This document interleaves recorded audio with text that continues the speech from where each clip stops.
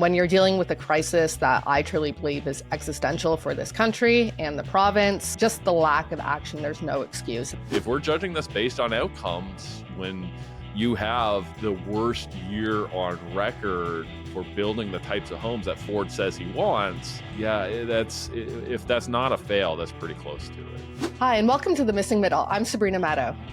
And I'm Mike Moffatt. Today, we're talking about what Ontario is getting wrong and what other provinces are doing right when it comes to home building. But before we start, I wanted to let you know about our new Missing Middle Initiative Substack, where we're posting all kinds of original research and short posts on fun and wonky stuff. So along with subscribing and liking our YouTube channel, we'd love for you to come and check it out.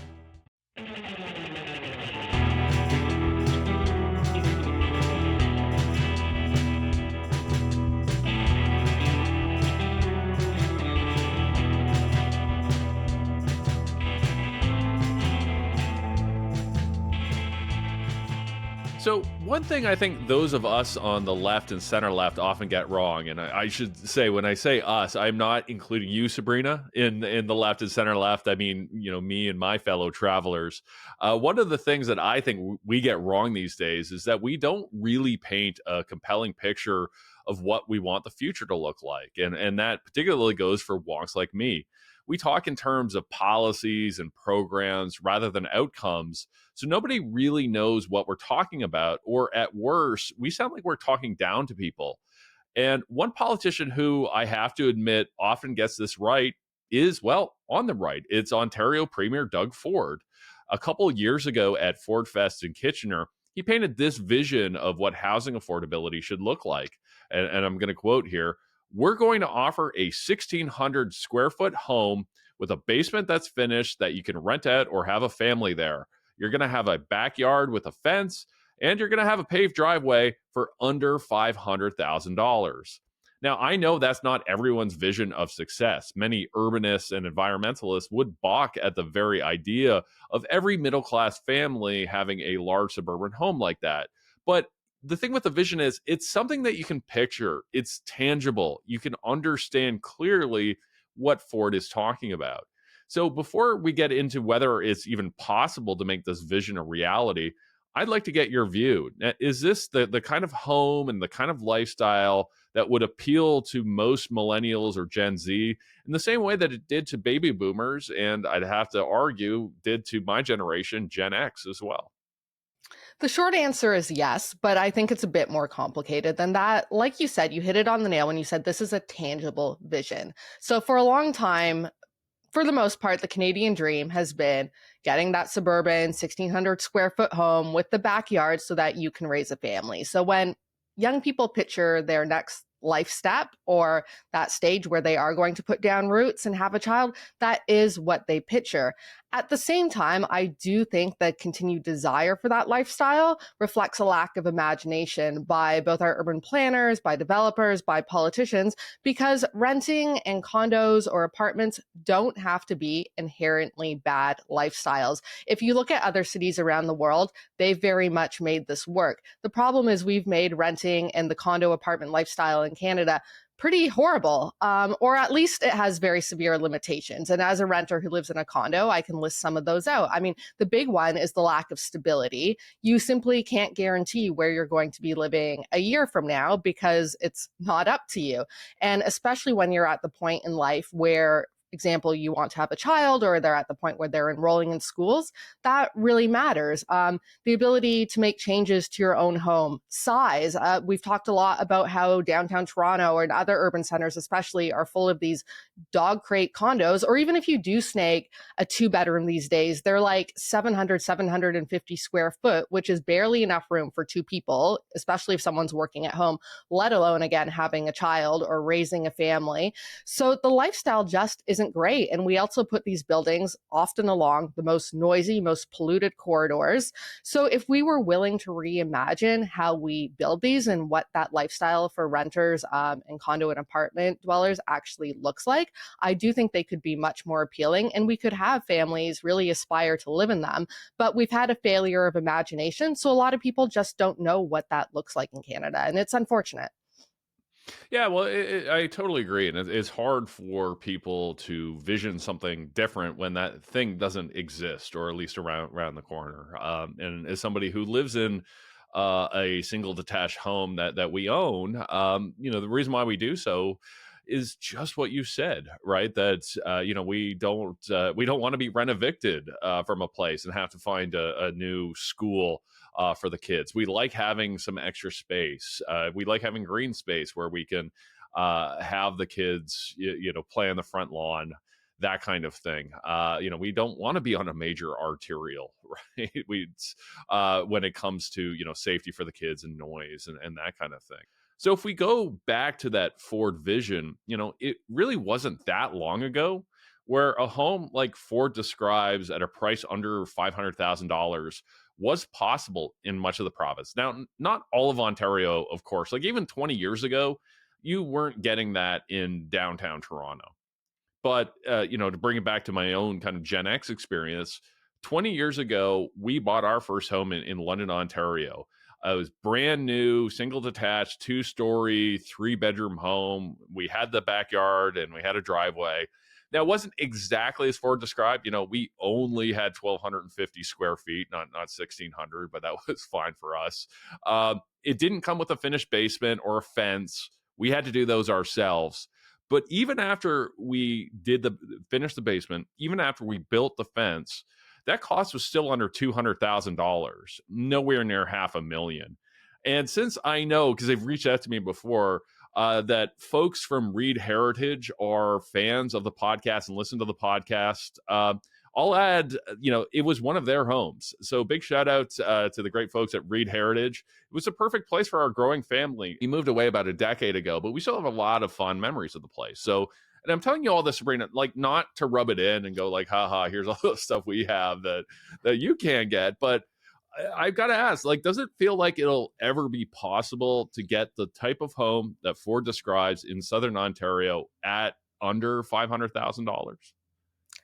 Honestly, in our current political climate, no. We've gone from politicians at all levels not acknowledging the issue to acknowledging it, but not moving nearly quickly enough on the issue. And I would put Ford certainly in that category. He has not made the reforms to housing that his own task force recommended just a few years back. So we haven't seen a lot of movement. When you look at the supply goals, we're not close to meeting them. We're not on track to meet them. We haven't addressed demand issues. Housing is just still such a mess that unfortunately, unless there's some sort of major economic downturn that does impact the housing crisis, looking back to the Great Recession, something like that, I don't see any way that young people are going to experience truly affordable housing anytime soon. And that's sad to say. Yeah, I'm with you. I think we are a long way from Ford's vision. So I get the sense that we don't actually see, like I just said, many of those suburban homes that Ford describes. Where are they at any price built in Ontario anymore? Mike, you're our data guy. So what do the numbers actually say here? Yeah, you're 100% correct. So let's go through the data. So if we look at just single detached homes, which I think is what Ford was talking about, but he never actually said that or specified it. But if that's what he's talking about, then the numbers look terrible.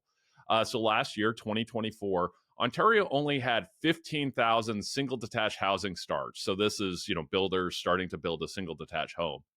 That's the lowest number ever in Ontario, ever, at least in terms of recorded data. The data only starts in 1955. So, maybe there was some year in the 30s that was worse than that, but this is the worst ever. Now, Since the Great Depression, that's really yeah. encouraging. Yeah, exactly. When have we had a market like this? Well, maybe World War II, maybe Great Depression, maybe the First World War, who knows? But it was a long time ago in economic conditions that were probably not very good. So if we contrast this to 2004, when my first home was built, Ontario had 49,000 of those starts, right? Contrast that to 15,000. So over 3 times as many. And in 1987, my parents bought a home around that time.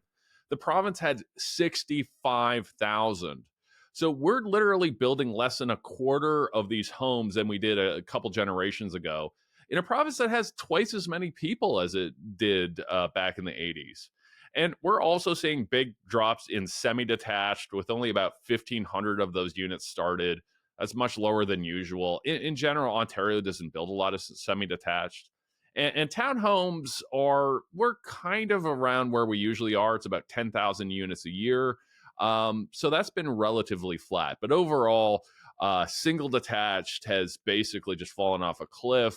Semi detached has never been a lot of units, but even those are declining a lot. And at least for your kind of townhomes, your row homes, there we're doing kind of okay. To me, those stats just represent such a massive failure considering the affordability crisis we're in and the amount of young people we're seeing forced out of the province because they can't afford homes here. So I have to ask, is anything going well in Ontario, in your opinion? Well, there is one thing, and that's apartments. We've had one of the 10 best years on record in 2024. We had 46,000 starts, and that covers both purpose built rentals and condos in apartment buildings. Recently, the growth is mostly coming on the rental side, given how much of a mess Ontario's condo market is right now. So that is a good news story. But Ontario has that desperate need for rental apartments. So I'm not going to suggest that's a bad thing. But as you described earlier, those aren't for everyone. And it's certainly not exactly aligned with what Ford's vision of what middle class housing for families should look like. So, yes, apartments are doing quite well, but that's a very different vision than what Ford is painting. Absolutely. So, Mike, is there anywhere in Canada that is building the type of housing Ford is talking about? Yeah, there's an easy answer to this question. It's Alberta. Single detached starts there were over 16,000 last year. Keep in mind, Ontario only had 15,000, and we are a much larger province, much larger population than Alberta, and they're building more of these homes total, let alone per capita. And overall, home starts in Alberta were 47,000 units. That's the best year they've had in the province since 2007, since the oil boom. So to put that in perspective, Ontario total has 75,000 units. So we didn't even have twice as many in a province that is, 3.5 times larger. Now, interestingly, a lot of these new homes are being built in Edmonton and Calgary, and they're being built for people moving in from the GTA. And I have to admit, like, if I were 20 years younger, Alberta's lower home prices would have me seriously consider moving there. Now, is this something that you're seeing among, your friends and family? Are they considering moving out to Alberta? Yeah, it is something that both myself and my social circle have considered to different extents. So, over the last, I'd say 5 years, I've seen a lot of my friends move an hour to 3 hours outside of Toronto. And now, where they live is so far out of reach on an affordability scale that I couldn't think about moving there, or other friends who have remained in Toronto couldn't think about moving there. So, if you do want a home and you do want to start a family in that suburban area that we've been talking about, you're going to have to look further abroad. And Alberta is a really appealing option. They had that ad campaign a couple years back, Alberta is Calling, that really did precision target young professionals in Ontario, centered around the theme of affordability, that housing was cheaper there, both to buy and to rent, and that wages are also on the upswing. So it is an appealing option. But one thing I'll say is I'm in my 30s. And as you get a bit older, you're a bit more cemented in your social circles, you're more cemented in your career. So making such a big leap does become harder. Where I see it more is my fiance is younger than me. He's still in his late 20s. And his friend group is thinking more about moving, or they have moved, whether it's to the East Coast or to Alberta. That really appeals to them because there just is more mobility there. And that's a massive red flag to me. We see it showing up in data, but I think over the next few years, if something doesn't change significantly, Ontario will experience a lot more brain drain and young people fleeing the province.